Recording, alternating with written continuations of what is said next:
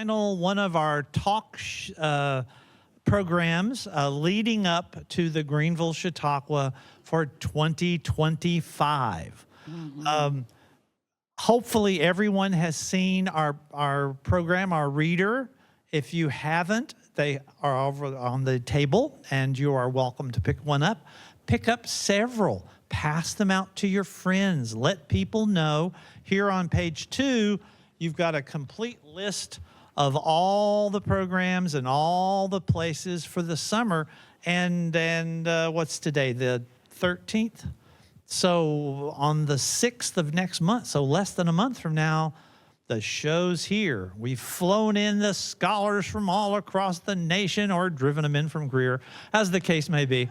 And we'll be having the show on American Celebrity, where you'll have a chance to see Albert Einstein and Babe Ruth and Lucille Ball and Irma Bombeck, and of course the featured subject of tonight's lecture, the amazing Josephine Baker. Amazing. A worldwide celebrity that a lot of Americans, for some reason, don't know quite as well as they know Lucy Ball. So we'll see. I want to thank the Greenville Library System for having us here, for helping to sponsor these Tuesday talks.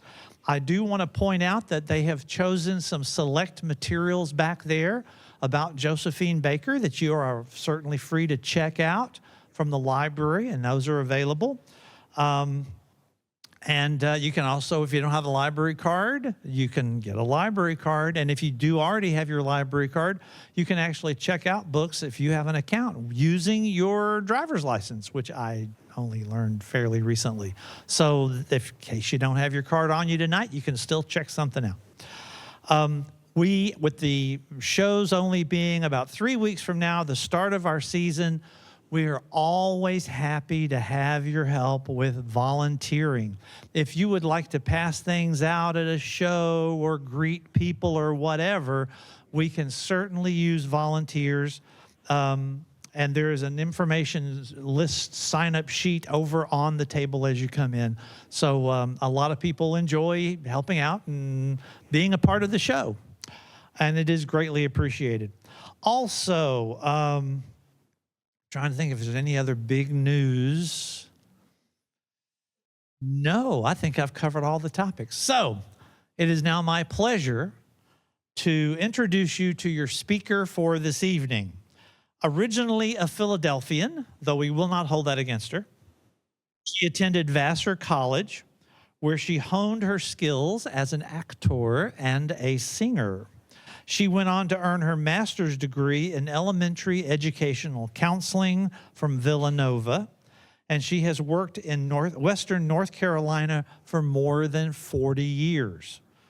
She is known in the region as an actor and a storyteller, and when the Greenville Chautauqua needed a scholar to present Pauli Murray, the famous attorney, civil rights leader, and George Frine, our director at the time, was looking for someone who was a storyteller who could express and become these characters that we do here in Chautauqua. He talked to the library in Asheville, and they said, well, you need Becky Stone. And that was her first Chautauqua. So this is like your 20-something year it's been since you did your very first one. Oh, okay. Becky has presented, and you've probably, those of you who've been to our Chautauqua programs in the past, have seen her doing Pauli Murray, her first character, in 2003. There it is. Other characters that she has performed, and I've had the privilege to see her performing some of these folks in Colorado, and there's Becky up on stage. In Ohio, there's Becky up on stage. But she has performed as Rosa Parks, as Harriet Tubman, as Maya Angelou, as Josephine Baker, that you'll have a chance to see this year here in Greenville, and the Western hero and legend Stagecoach Mary Fields that you performed, was it last year or the year before last? Was last year. Stagecoach Mary. So without any further ado, your speaker for tonight, truly an expert on the life of Josephine Baker, Becky Stone. Thank you, Larry. Thank you. I'm going to tiptoe across the stage, hoping that I won't knock these books over. Those are library books available to borrow, and these are some of my books on Josephine Baker. And they've been, these three, the most helpful books in working on her. And this, my brother taught French. He was a Francophile. And when I was a teenager, he gave me that book because he wanted me to get excited about Josephine Baker and about French. Ah, goodness, Josephine Baker. She was, and sometimes I'll speak about her as if she were alive, but she was a remarkable woman. And we all certainly, I would think, agree that childhood shapes us for the rest of our lives. We either follow some path that our childhood led us to, or we turn away from a path that our childhood has led us to. And Josephine Baker just never left her childhood. It's an absolutely remarkable thing about her. There's a quote from a singer who worked with her in Europe who said, every time Josephine talks, she's 20 years old again. And she was 20 years old like that right up until the last day of her life. So when I started to figure out how I was going to do Josephine, with all characters, I start with childhood. But her childhood was really amazing because she told stories about it. I mean, she made up things. She told lies about her childhood. And it was really difficult to find the truth.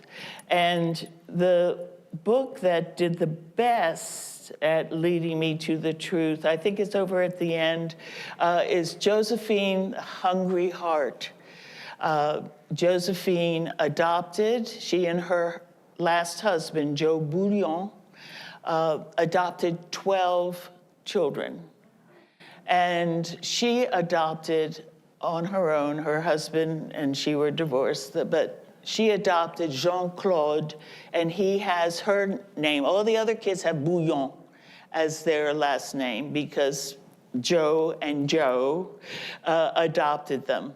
But Jean-Claude Becker was adopted solely by Josephine. And after she died, he claims to have spent 18 years trying to research her life. And he had to hunt and hunt, but he found people who had known her and worked with her. And this is a fun book to read because it's written in his voice where he'll say things like, "Mother, you told us such and such and such, but your brother says," and something completely different. So he gives you what Josephine says, as well as what he thinks and firmly believes is the truth about her life. Josephine was born Frida Josephine McDonald in St. Louis, Missouri in 1906.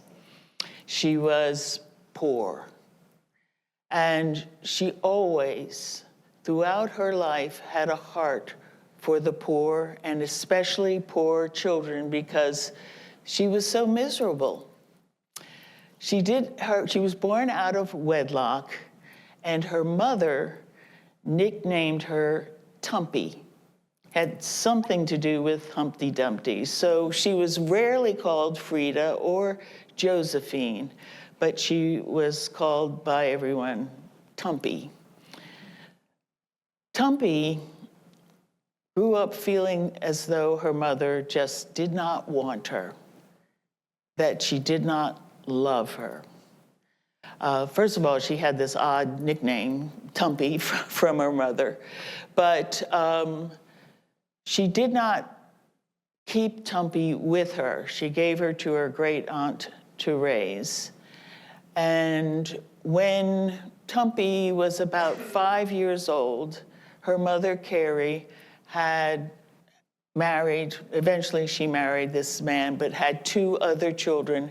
And she got Tumpy back to help her with her laundry business and to help her with her other children. Still, when Tumpy turned 7, her mother, Carrie, sent her off to Mrs. Kaiser. There was a woman in the neighborhood who needed a small child to help her run her house. So Tumpy was sent to live with her, and Mrs. Kaiser mistreated Tumpy.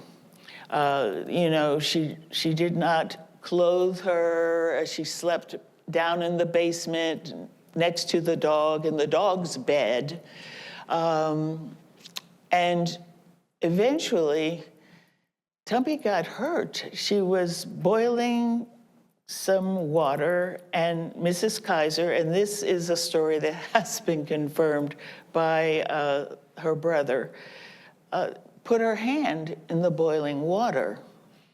And Tumpy ran out screaming. She was hospitalized, and she was returned to Carrie, her mother.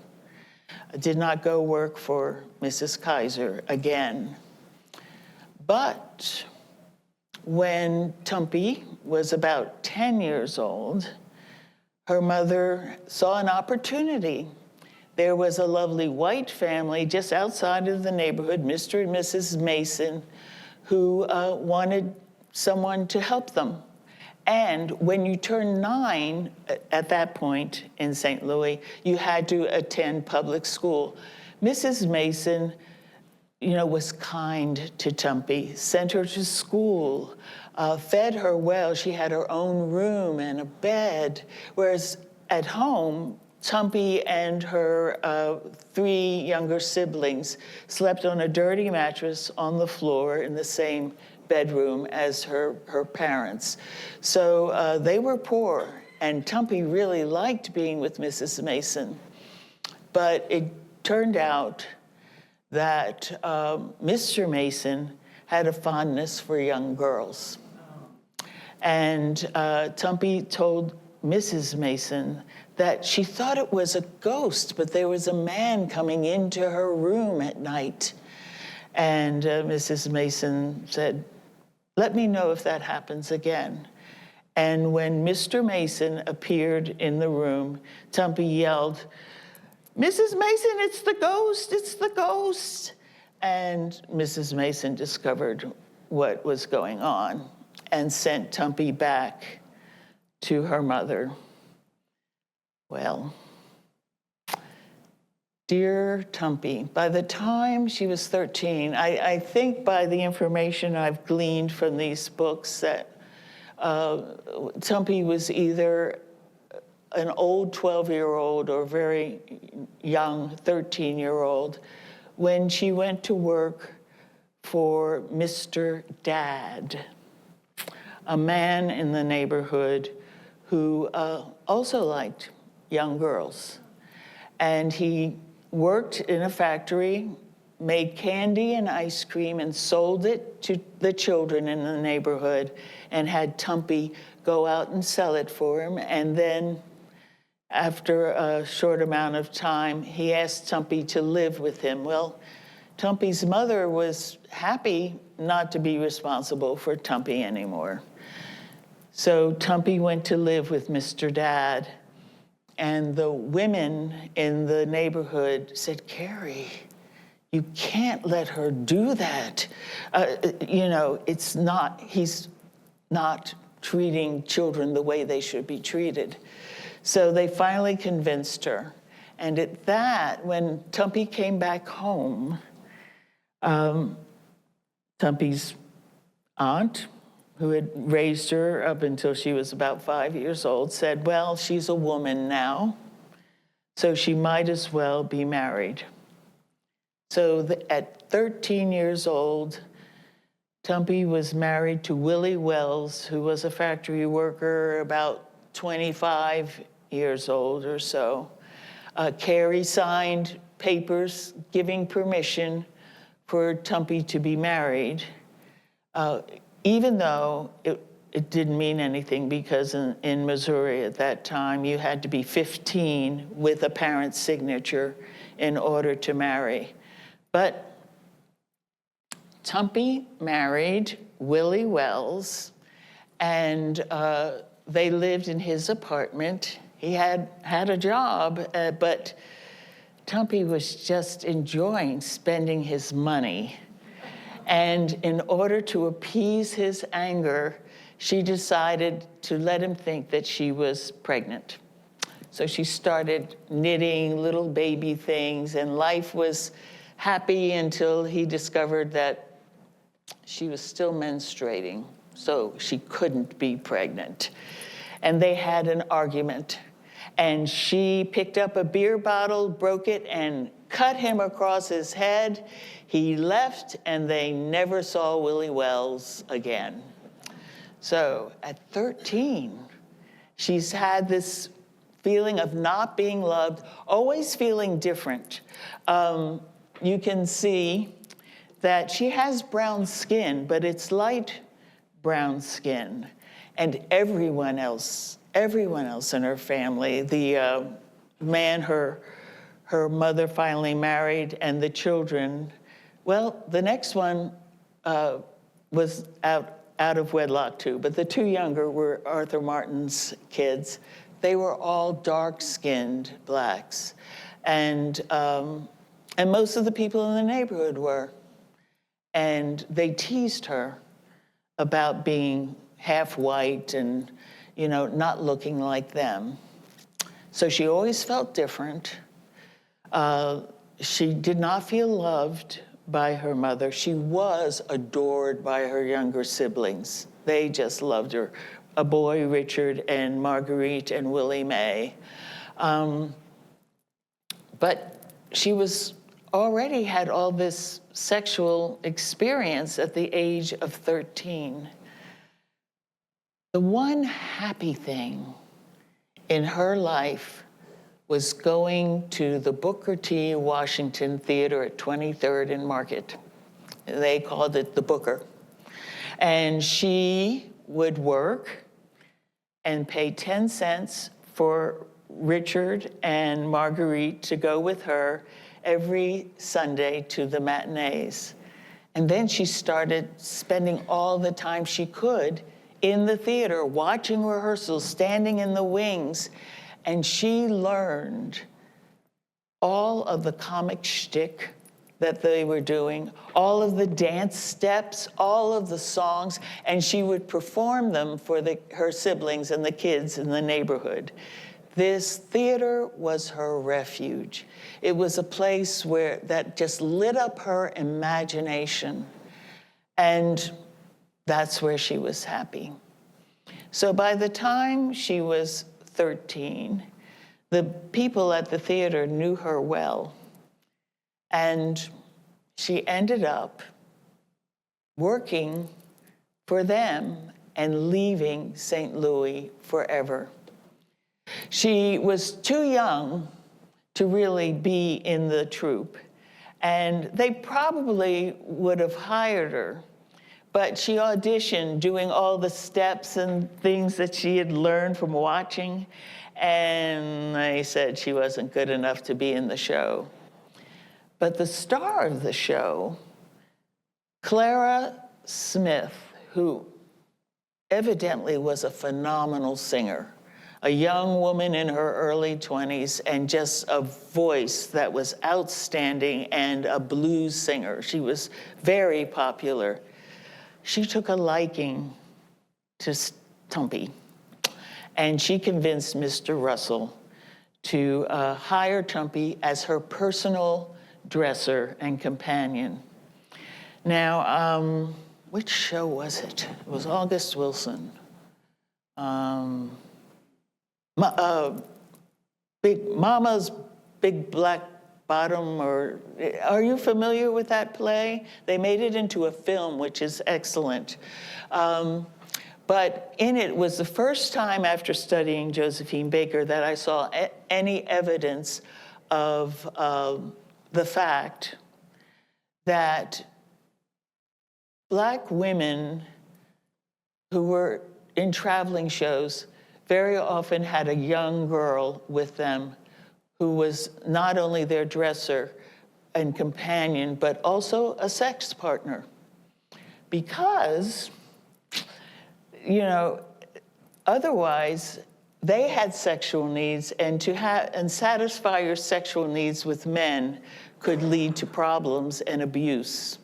So it's much safer for those women to have a young girl as their sex partner. So here's Josephine Baker, soon to be Josephine Baker, just, you know, having had sex as a child with both men and women. But she came to the Booker Theater that night, and Mr. Russell, who was the producer, said she wasn't good. Clara Smith said, hire her, I want her. She was 13 years old, and without telling her mother, without taking anything with her, she left on the train with the troupe to Memphis, Tennessee. And that began her life as an adult. She was working and finally had her chance to get on stage, in spite of the fact that she was not an official member of the troupe, when one chorus line dancer was sick and couldn't perform. And you had to really be sick if you were not going to go on stage. So Tumpy was given the chance to be an angel, to fly in a musical number where there was, not an angel, she was like a Cupid kind of character, where there was a couple sitting on a park bench, and Tumpy was to, you know, shoot an arrow or something, or wave over the couple on the park bench. And when it was time to go, she got tangled in all the wires. And the more she struggled, the more the audience laughed. And they finally got her off stage, and she was very nervous when she went to Mr. Russell. And she expected to be fired, never be on stage again. And he had tears coming down from his eyes. He'd been laughing so hard. You are the funniest thing. You're going to be in every show we do from now on. And she was. And she was listed not as Tumpy, but as Frida McDonald, which was her proper name.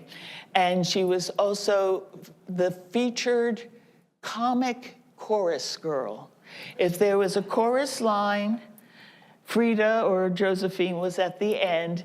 And when they made their exit, she got to do all of her kicking and funny faces and crossing her eyes, all the things she had seen the comics doing in those shows at the Booker T. Washington Theater, and she was a sensation. She eventually worked her way up. Now, she left home when she was 13. By the time she was 19, she was in the touring company of Shuffle Along, which was the first Black-written and directed hit musical on Broadway. She was too young to be in the Broadway cast. But you could be, well, I think she lied about her age. I think you had to be 19 to go touring. But she was able, they were able to take her around touring. And she was a hit. She was a star doing these comic things. Well, you don't see her face there, but she was still doing her cross eyes and all these funny faces when she was doing her banana dance. But it gave her some status because, and race is a part of this too. Chorus lines on Broadway back in in black shows in the 20s and 30s and 40s were light-skinned women. You could not get hired unless you looked white. And meanwhile, in France, there is this fascination with African people. And, oh, that's some of the printed part. This is, they thought it was exotic. Well, that's a little modern, but they thought it was exotic and wonderful to see black bodies doing exotic things. And when some shows came to Paris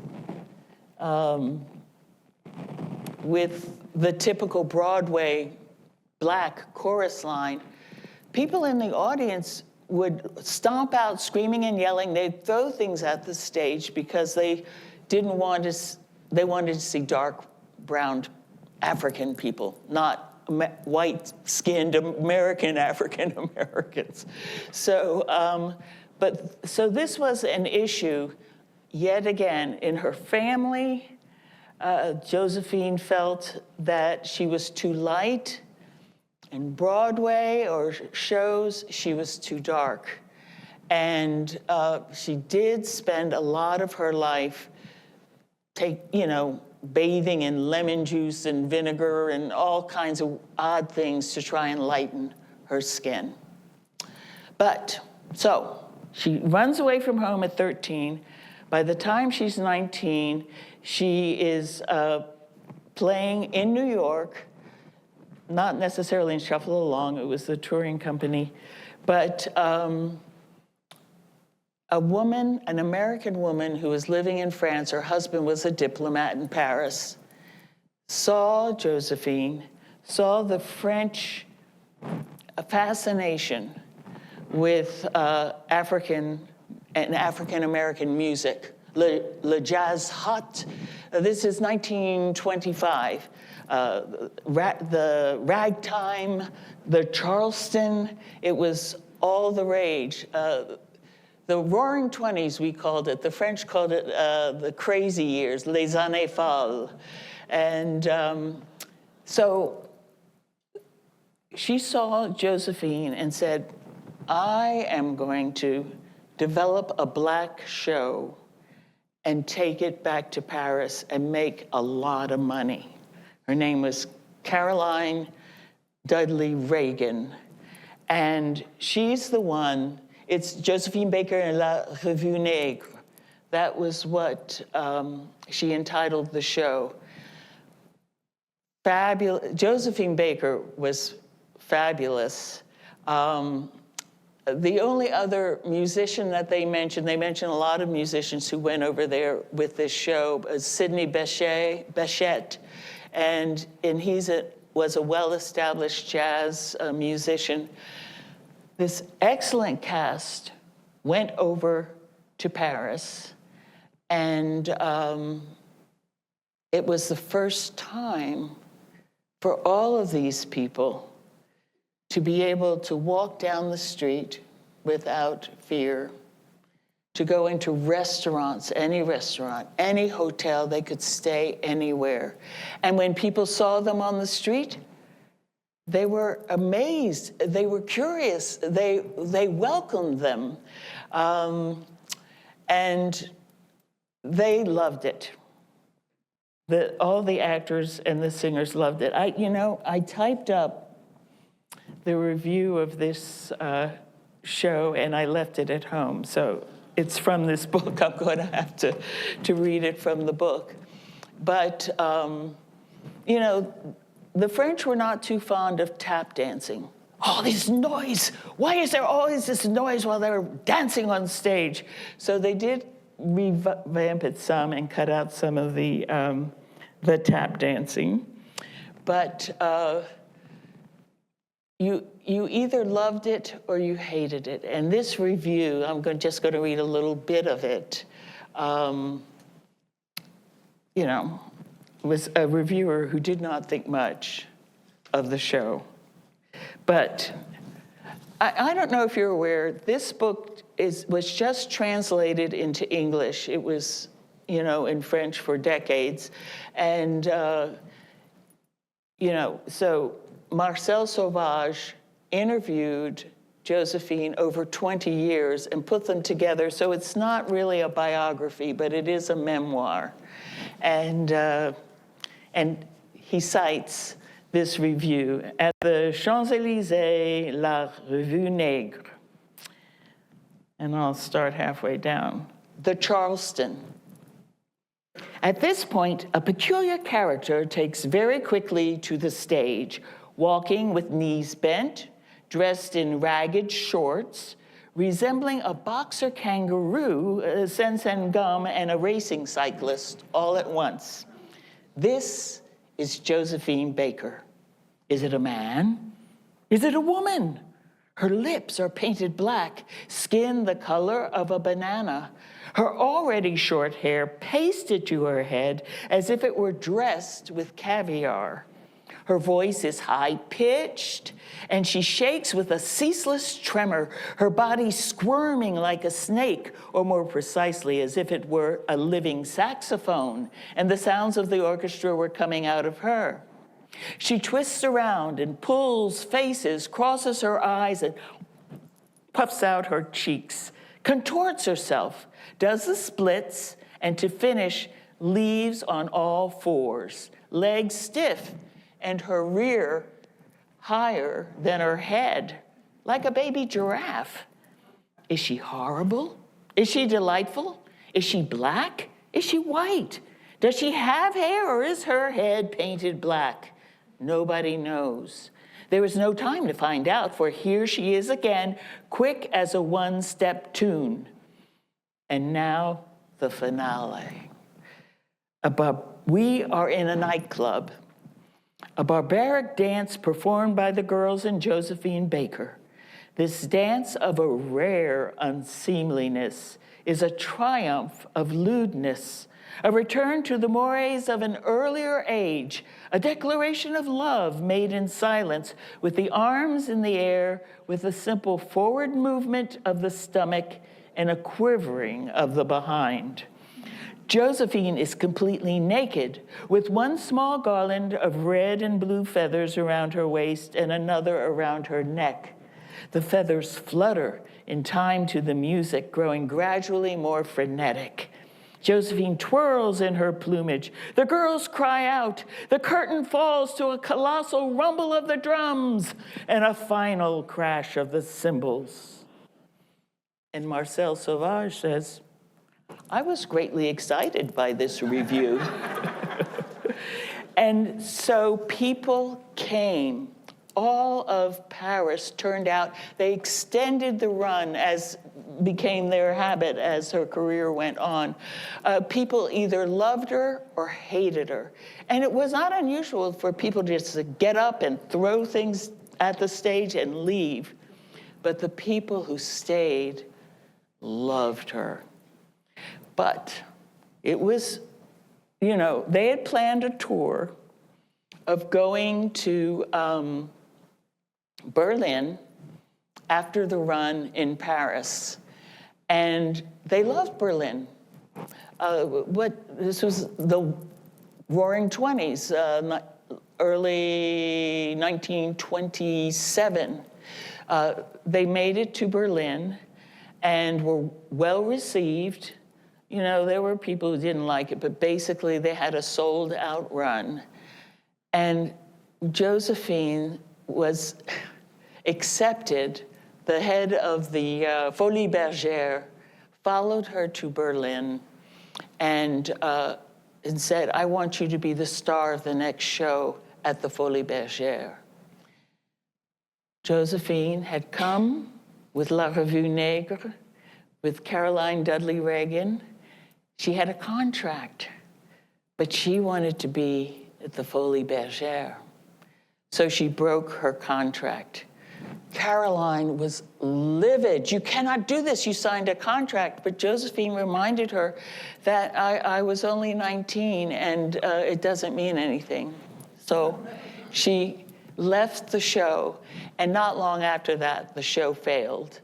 But Josephine went to the Folies Bergère and did her famous banana dance. It has been filmed. She did it here in the States, but she wore a bra. But originally, she just had a belt of fake bananas and some beads and anklets. That's all she wore on stage. And it was meant to be funny, because even though she was doing pelvic thrusts and things that we see young people doing all the time today on the dance floor, but back in the 20s, that was an outrage. And she was doing that and still doing her funny faces. So was she comic? Was she sexy? You know, it was always confusing. But when she performed at the Folies Bergère, she loves her audiences. You can say about Josephine, there were 3 things that she loved. Her audience. You could always get her to do something if you convinced her that her audience would love it. Children and animals. And other people kind of came after that. But those were the loves of her life. And when she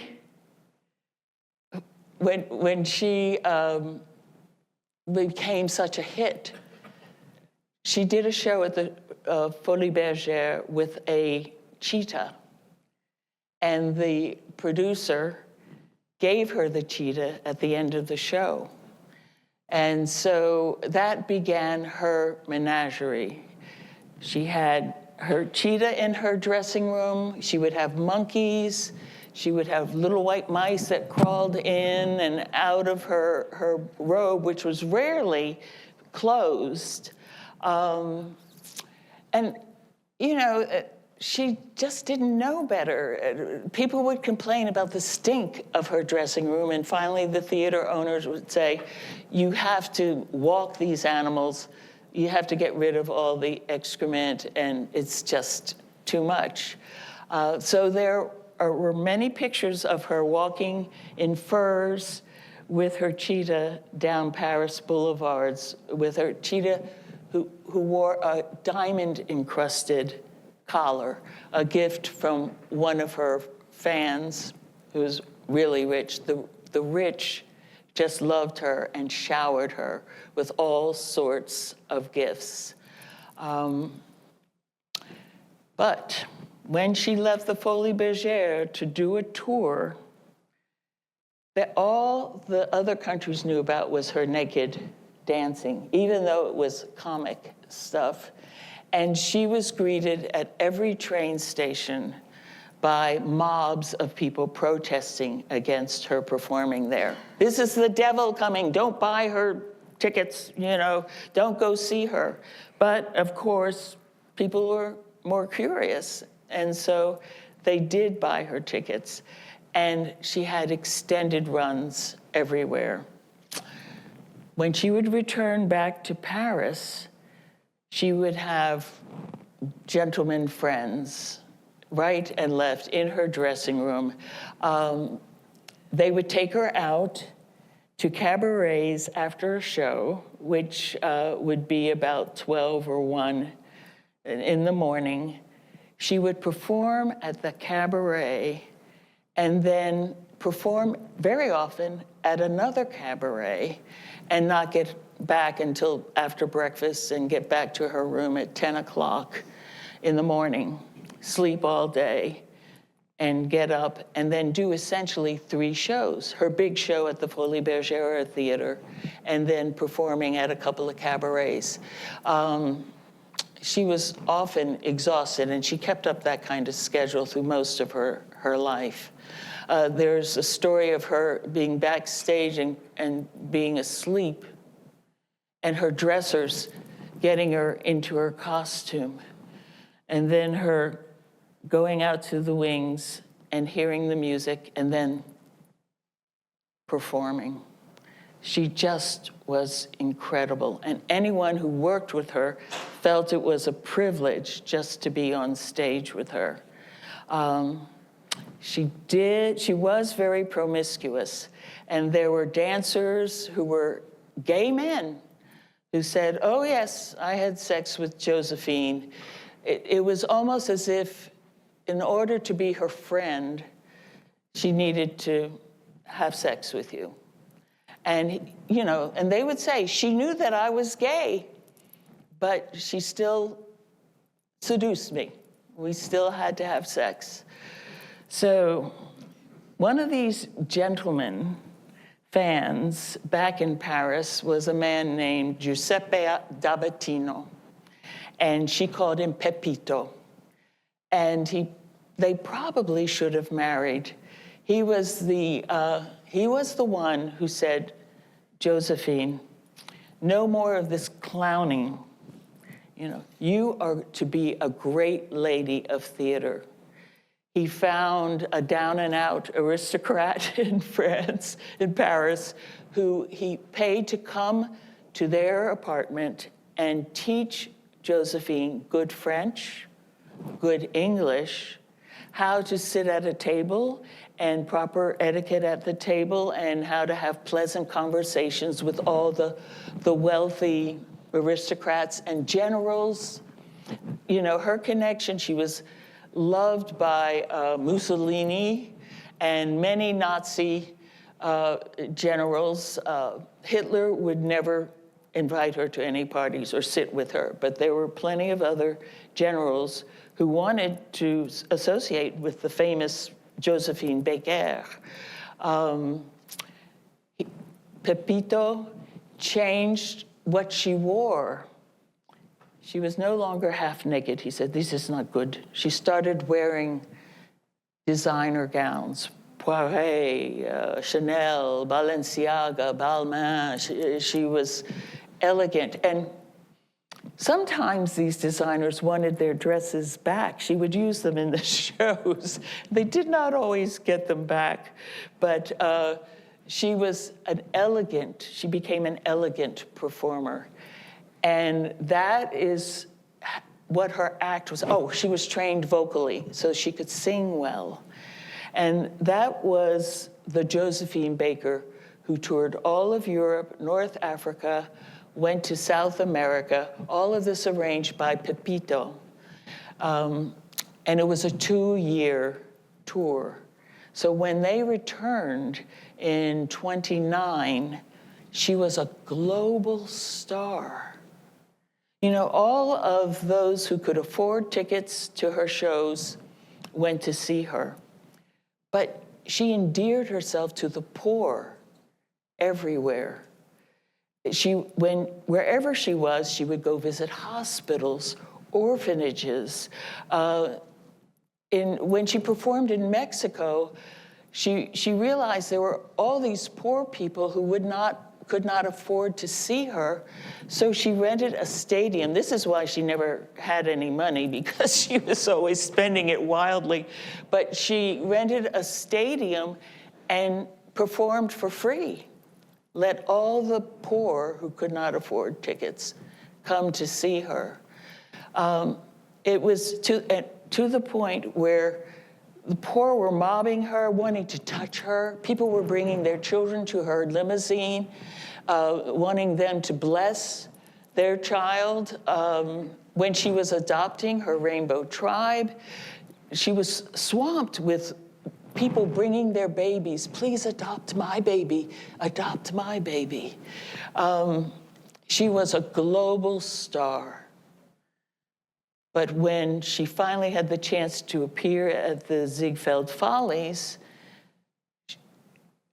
Pepito had made reservations at the Waldorf Astoria, and they welcomed Pepito. And when she came in with her 50 suitcases of gowns and things. They said, you can stay here, Pepito, but she may not, your wife may not. They went to 8 other fancy hotels in New York and were turned away because she was black. She, all of a sudden, after being a global star, she couldn't walk into any restaurant and order a cup of coffee. She could not believe. She fulfilled her contract, but she could not wait to get back to Paris. Paris, a city that had loved her and embraced her in spite of her skin color. So when we get to World War II, it's no surprise that she works for the resistance. The country that loved her as her own country could not. And they gave her medals. She was a spy and passed information from Europe to de Gaulle, who was in London, and also eventually to Churchill. And after that, she was given the Croix de Guerre, the Resistance Medal, 3 honors. And finally, in 2021, the French gave her the highest civilian honor that can be given to anyone in French, anyone who's French. And that was, she was inducted into the French Pantheon. And with the only African American in there are 6 or 7 other women, but Madame Curie, Voltaire, Rousseau, all the literary giants are resting in the Pantheon. She was given, everyone, the families of those people are given the option of having them buried in the Pantheon or just wherever they are at rest. And Josephine's family decided that they did not want her body in the Pantheon. She is buried in Monaco. This is a whole nother area that I'm not going to go into, but Josephine bought a chateau and could never pay the taxes on it. Eventually, she lost it. But the person who came to her rescue and gave her a home was Princess Grace of Monaco. And after there was this huge funeral for Josephine, Princess Grace said, she deserves a little more class. She had a second funeral service for Josephine in Monaco. And that's where Josephine's body is. But she is honored with a plaque in the French Pantheon. So I want to run through these images of her. This is after Folies Bergère, very famous. You can look through the book if you, oops, oh, I went too fast. I pointed at the computer. That makes sense. Okay, this is the only photograph we think we have of her when she was a child. Here she is in France, in one of her knees bent, butt sticking out, making a funny face, blackface. I have done some research into blackface and minstrel shows. If you were to be funny, you needed to be in blackface. If you were a black performer, you had to wear that makeup in order to be accepted. Here she is, and you need to remember that she's like, in those last 2 pictures, she was like 18, 17, 18. She's a 19-year-old. There she is looking like a sweet little coy 19-year-old. Fancy dress, still making outrageous faces. Here she is again, 19, maybe 20. And This hairdo, I'll do in the presentation the origin of this hairdo, but when I do Josephine Baker in a few weeks. But that was her signature. That's the way she first appeared on stage in France. That was her signature hairdo. Again, 1920. Here she is with Chiquita, the cheetah. There, she wore lots of feathers, but just barely covering.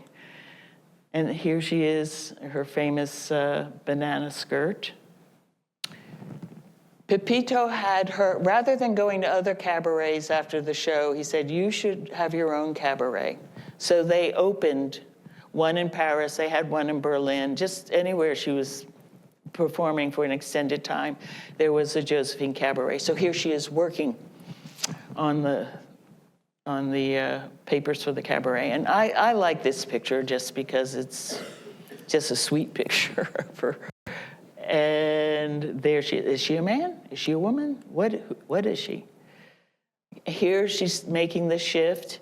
She's late 20s, in her late 20s, where she starts to wear these gowns and project a different image. When she went to the Ziegfeld Follies, she was quite used to collaborating with her costume designers, which is why she brought all those suitcases of gowns. She expected to be able to use them on stage. That's not the way American theater works. The costume designer people, this was their version of the banana skirt dance. And she did the dance, but she hated it. They made all these little unattractive, pointy things. But, she did it. She was also promised top billing. Fanny Brice kept top billing. I've forgotten who the next person down was, but Josephine Baker and Bob Hope were the last billing of the show she did at the Ziegfeld Follies. Here she is visiting a hospital, this is in France, and here she is giving away food to hungry people in France. You can see why they loved her. Buying gifts, she would give an annual Christmas party to all the children of the Parisian police. Here she is in her uniform. And here's her chateau, Les Milandes. It was originally, historically, it was Les Mirandes, but she couldn't pronounce the French R in the middle, so it became Les Milandes. And here she is. By the time she adopted all these children, she really was thinking of herself as a mature woman, a homemaker, a mother. And unless she was on stage, she was not flashy. She wasn't answering the door naked, which she often did in her 20s. But, she was clothed, and you can see here she is with 3. Oh, it's not the Asian ones. The first 2 were Japanese.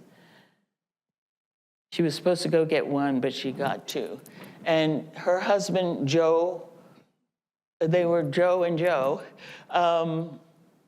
and he adopted all of the children. How many are there? 1, 2, 3, 4, 5, 7. Well, he adopted 5 more, so along with her. And here she is bringing gifts. And I wanted to include these pictures because you can see she's not made up. Her eyes look tired.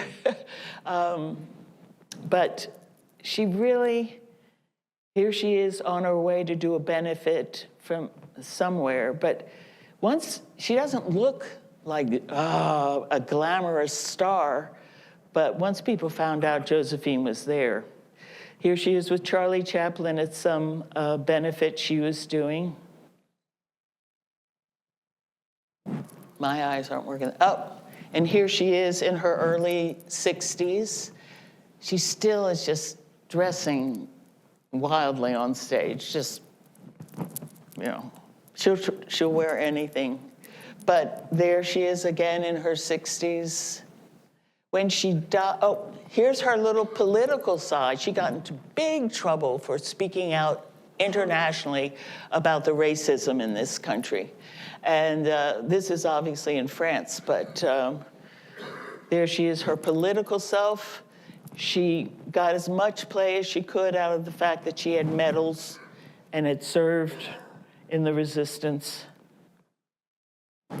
And whenever she was running out of money for Les Milandes, the chateau, she would do a farewell tour or a farewell performance. She did lots of farewell performances. And this is the kind of crowd she would have for one of her farewell shows. She was honored by those on the stage, and she would get up, of course, and perform. Josephine Baker. I really went on a little long, and I've hardly told you about her rainbow tribe or her adventures in the chateau. But if there are any comments or questions that I can answer, I'll be glad to do that. Microphones that'll be making the rounds so that we can get your questions and everybody on the can front hear row it. is. Here we go, ready? right in the front. How did she get the name of Josephine Baker? You took. Oh, that was her third marriage. When she was doing shows that went to like the Strand, the big theaters in Philadelphia, she had already become Josephine Martin, which was the name of the man who her mother married. But and sometimes she would use Wells, but not often. But she met Billy Baker in Philadelphia and married him. Yeah. And she kept his name. That's all she kept. But she kept his name. She was happily married to him. But when she had the chance to finally be on Broadway and shuffle along, she took it and left Philadelphia.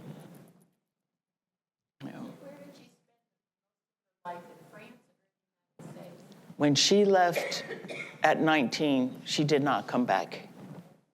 I mean, she spoke at the 1963 March on Washington. I mean, she toured the U.S. eventually, but she never lived here again.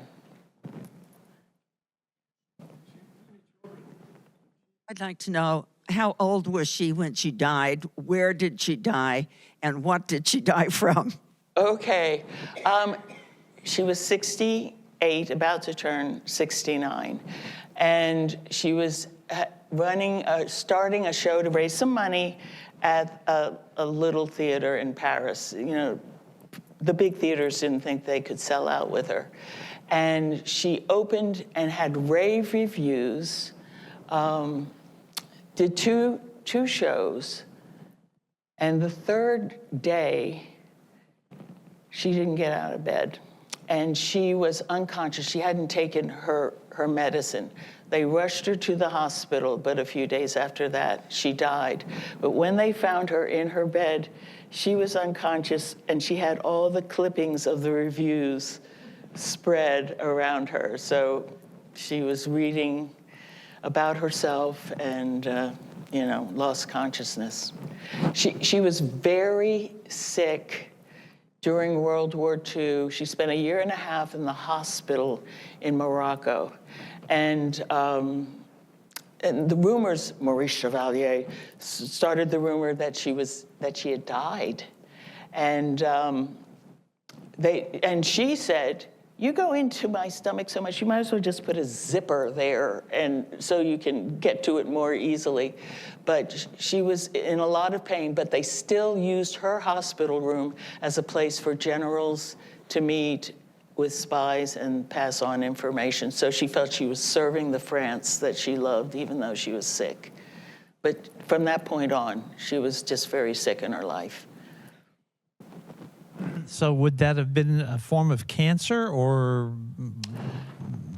You know, they would operate on her and infections would set in. So there were all these complications.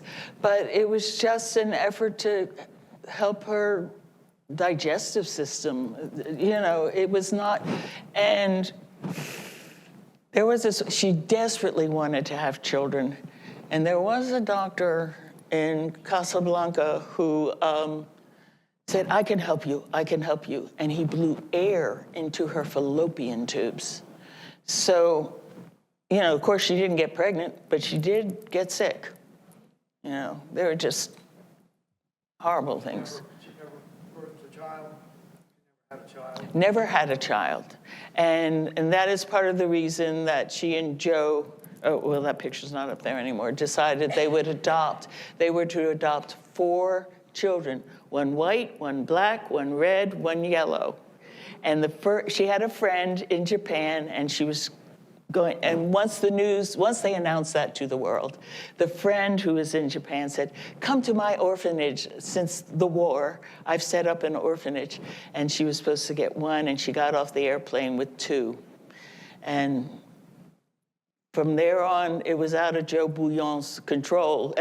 You know, oh, now we need to have this and that. So eventually she ended up with 12. And he said no girls, because it could be a problem having a girl with all these brothers that are not related, really related to her. And she came home with a girl. And the last one she adopted was another girl, so that the first girl wouldn't be stuck with no sisters. So the 2 of them were close. Well, what about all of her descendants? Oh, I'm sorry? What about all of her descendants? Her descendants? She doesn't have, those children? I can't tell you where they are, what they're doing now, but when Joe divorced her, he went to Argentina. Most of them went to Argentina to be with him because he was home. She was still performing, you know, hither and yon. So they stayed with her into their teen years. So she kept them for most of their lives. Would you spell her childhood nickname? How do I spell her nickname? Yes. Tumpy, Tumpy. Humpy. Tumpy. She said it had something to do with Humpty Dumpty. It does rhyme, and other people have confirmed that. Josephine's mother never told her who her father was. Took it to the grave with her, never told anyone. So that's another hurt that Josephine carried. And a question over here. Yeah. Did she make a clean break from her family, or did they find her and exploit her, or did she support them, or was she done when she... When she became a big star, she let them know by letter and sent them $300 every month, which was a lot back then. And eventually, I can't remember exactly where in her life, she invited them to come live with her.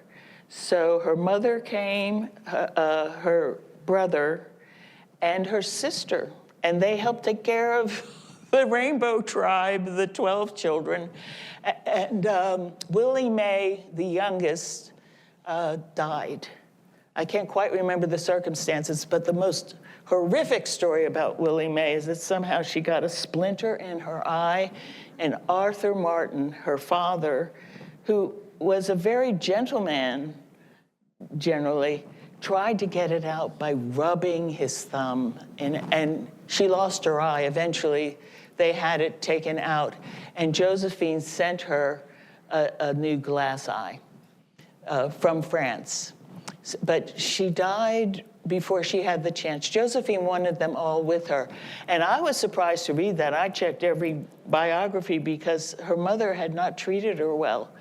But she loved her mother, and I don't know if that's what she convinced herself of, because that's what we do. You know, she was a woman of fantasy. You know, it was really hard, and I just decided if Q&A leads me to the truth, then I will gladly share the truth. But as Josephine, I may not always, I'll be saying what Josephine would say, but it may not always be what actually happened. Over on the right, Becky. Where did her birth family maintain their home? Where did her birth family have a home? In St. Louis, Missouri. Yeah. Yeah, and until she invited them to live with her. And they lived, this chateau had a lot of land behind it where she was sitting on that rock wall. There were houses and such, and they lived there. They lived on her property.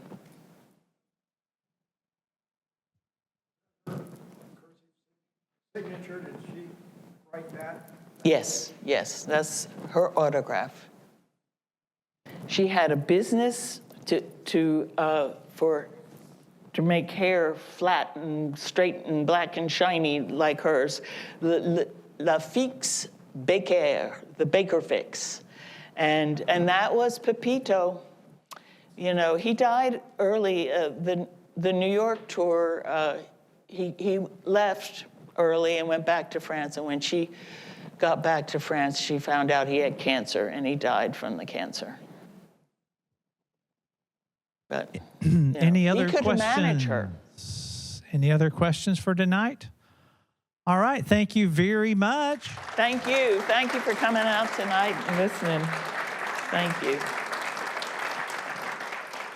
And remember, starting at Greenville Tech on June the 9th, I think that's or it. is it, or the 6th? I get the number upside down. June 6th, on the 6th, at Greenville Tech, we'll have our first of the next 12 days of Chautauqua. So come out, meet the stars. We're having all celebrity-filled performances. And tonight, if you would assist us with moving the chairs, we'll pull the chairs back here and start stacking them up. Thank you so much.